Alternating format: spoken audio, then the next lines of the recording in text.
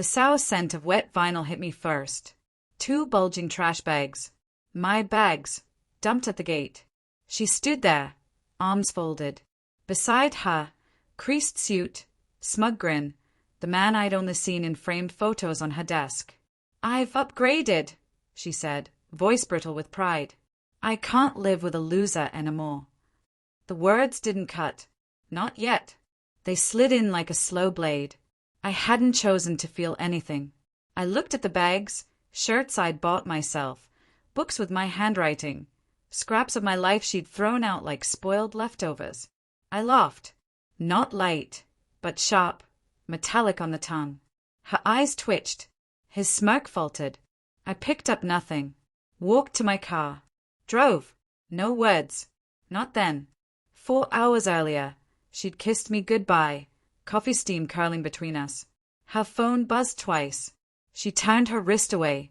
I told myself it was nothing, because the alternative rots you from the inside. The changes had been slow.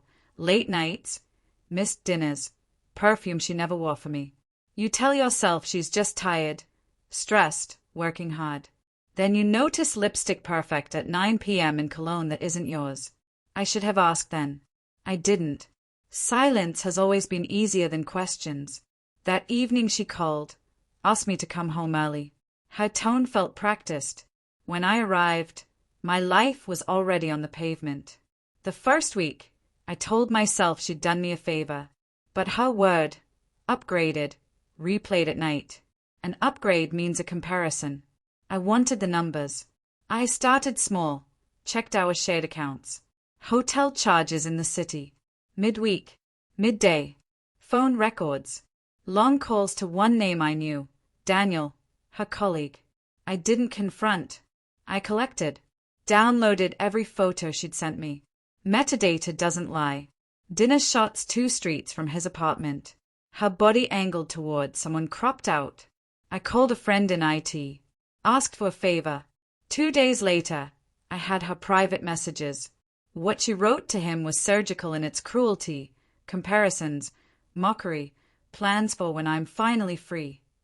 I read it all twice, not to wound myself, but to memorize the pattern.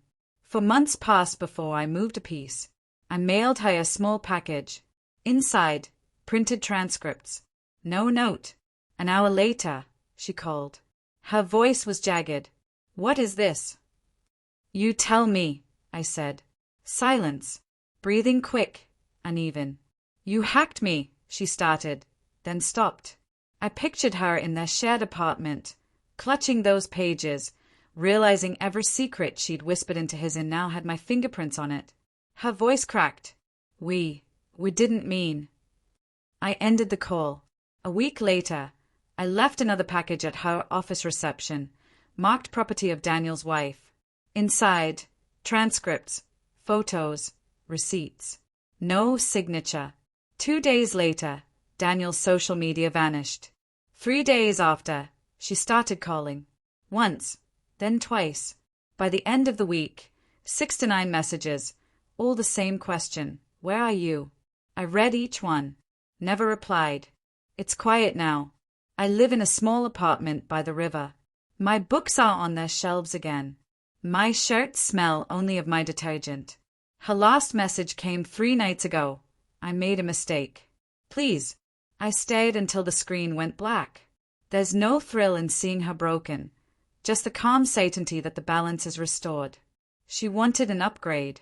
Now she can live with the cost. Some things, I thought, deleting her number, you can only throw away once. Then I shut the phone and the door. For good.